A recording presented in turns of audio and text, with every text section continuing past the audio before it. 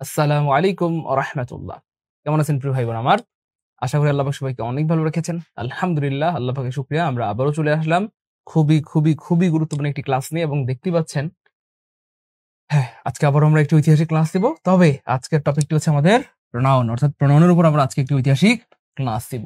আচ্ছা, এবার খেয়াল করে দেখেন ভাই, দিস ইজ ভেরি ইম্পর্টেন্ট প্রশ্ন। আমি বানাই নাই কিন্তু। আমি দেখেন প্রথম প্রশ্নটাও বিসিএস এ আসছে, এরপরেরটাও বিসিএস এ আসছে, অন্যান্য পরীক্ষায় তো আসছেই, কিন্তু বিসিএস এও দেখেন আসছে। আবার এটাও বিসিএস এ আসছে।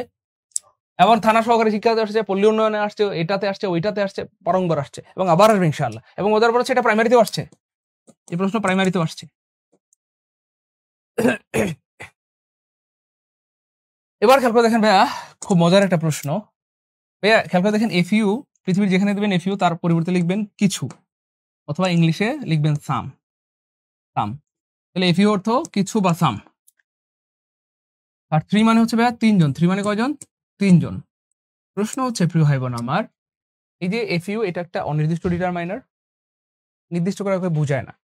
সাম বা কিছু, এফইউ মানে হচ্ছে সাম বা কিছু। আমি যদি বলি আমার জন্য কিছু কলম নিয়ে আসবা, কিছু বই নিয়ে আসবা, তো এই কিছুটা কিন্তু হচ্ছে অনির্দিষ্ট ডিটারমাইনার। অনির্দিষ্ট ডিটারমাইনার, এই কিছু দিয়ে নির্দিষ্ট করে বোঝায় না, তাই না? ওকে, কিন্তু এই থ্রি হচ্ছে ভাই নির্দিষ্ট ডিটারমাইনার। থ্রি মানে তিনটা, আমার জন্য তিনটা কলম নিয়ে আসবা, তিনটা বই নিয়ে আসবা। একটু বুঝতে হবে, একটু মনোযোগ দেখেন। এই এফইউটা হচ্ছে অনির্দিষ্ট পরিমাণ বোঝায়, আমার জন্য কিছু বই নিয়ে আসবা, কিছু কলম, কয়টা এটা বোঝা যাচ্ছে না, কিছু নিয়ে আসো। আর এই থ্রি হচ্ছে নির্দিষ্ট ডিটারমাইনার, তিনটা অথবা দুইটা অথবা একটা, তাই না বলেন? তো মনে রাখবেন, এই অনির্দিষ্ট ডিটারমাইনার এবং নির্দিষ্ট ডিটারমাইনার সাধারণত একসাথে বসানো যায় না। আপনি কি কখনো এভাবে কাউকে বলছেন আমার জন্য কিছু তিনটা বই নিয়ে আসবা, কিছু তিনটা কলম নিয়ে আসবা? এমন কি বলা যায়? না তো, এমন আসলে বলা যায় না। কিছু তিনটা কলম, এটা আবার কি জিনিস? কিছু তিনটা বই, এমন বলা যায় না। হয় বলবেন আমার জন্য কিছু বই নিয়ে আসবা, অথবা আপনি বলবেন আমার জন্য তিনটা বই নিয়ে আসবা। কিন্তু কিছু তিনটা বই নিয়ে আসবা, কিছু তিনটা কলম নিয়ে আসবা, এমন আসলে বলা যায় না। এই জন্য অপশন এ মুহূর্তের মধ্যেই হাওয়া হাওয়া ওরে হাওয়া, হাওয়া হাওয়া ওরে হাওয়া। এবার আপনারা লিখে রাখেন, এভরির পর কখনো অফ হয় না। লিখেন এভরি এর পর, এভরি এর পর কখনো অফ হয় না। লিখেন, সবাই লিখে রাখেন, কখনো অফ হয় না। এভরি এর পর কখনো কি হয় না? অফ হয় না। এভরি এর পর কখনো কি হয় না প্রিয় ভাই বোন আমার? অফ হয় না। এভরি এর পর কখনো কি হয় না? অফ হয় না। সবাই সবাই লিখে রাখেন, লিখলে সারা জীবনের সম্পদ হবে ইনশাআল্লাহ। এভরি এর পর কখনো অফ হয় না। এভরি এর পর কখনো কি হয় না? অফ হয় না। এভরি এর পর কখনো অফ হয় না। তবে এভরি ওয়ান এর পরে অফ হয়। Everyone, everybody, each, either, neither, এদের পরে অফ হয়, কিন্তু এভরির পর সাধারণত অফ হয় না, হয় না। এবার খেয়াল করে দেখেন, all of the three boys got a prize. হ্যাঁ, তিনজন ছেলে মিলে একটি প্রাইজ পেলো। তো খেয়াল করে দেখেন, সাধারণত উত্তর হিসেবে অথবা উদাহরণ হিসেবে সেটাকেই নিতে হয় যেটা কমন। আনকমনকে উদাহরণ হিসেবে নেওয়া যায় না, আনকমন জিনিসকে উত্তর হিসেবে নেওয়া যায় না। হ্যাঁ, তিনজন ছেলে মিলে একটা প্রাইজ পেলো, এটা হইতে পারে, কিন্তু এটা কিন্তু সবসময় হয় না।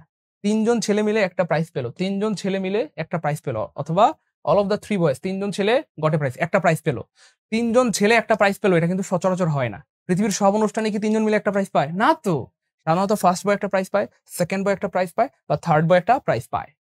তাহলে তিনজন মিলে একটা প্রাইজ পায়, কিন্তু এটা কিন্তু সচরাচর না, সব সময় হয় না। পৃথিবীর সব অনুষ্ঠানে কি তিনজন মিলে একটা পায়? না তো।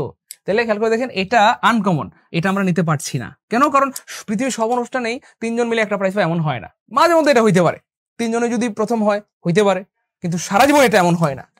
এবার খেয়াল করে দেখেন, ইচ, পৃথিবীর যেখানে দেখবেন ইচ, তার পরিবর্তে লিখবেন একজন। পৃথিবীর যেখানে দেখবেন ইচ, তার পরিবর্তে লিখবেন একজন। এবার খেয়াল করে দেখেন, এই বাক্যের অর্থ হচ্ছে each of the three boys got a prize. তিনজন ছেলের প্রত্যেকেই একটি করে প্রাইজ পেলো, অথবা একজন ছেলে একটি করে প্রাইজ পেলো। একজন ছেলে একটি করে প্রাইজ পেলো, একজন ছেলে একটি করে প্রাইজ পেলো। হ্যাঁ, একজন ছেলে একটি করে প্রাইজ পেলো। তো এটা শতভাগ শুদ্ধ। ফার্স্ট বয় একটা প্রাইজ, সেকেন্ড বয় একটা প্রাইজ, থার্ড বয় একটা প্রাইজ। তার মানে এই বাক্যটা শতভাগ শুদ্ধ। শতভাগ কি ভাইয়া? শুদ্ধ। ফার্স্ট বয় একটা প্রাইজ, সেকেন্ড বয় একটা প্রাইজ, থার্ড বয় একটা প্রাইজ। অর্থাৎ তিনজন ছেলের প্রত্যেকেই একটি করে প্রাইজ পেলো, অথবা একজন ছেলে একটি করে প্রাইজ পেলো। 3 নম্বরটা ক্লিয়ার হলে কমেন্টে লিখতে হবে 3 কে আলহামদুলিল্লাহ, 3 কে আলহামদুলিল্লাহ, 3 কে আলহামদুলিল্লাহ।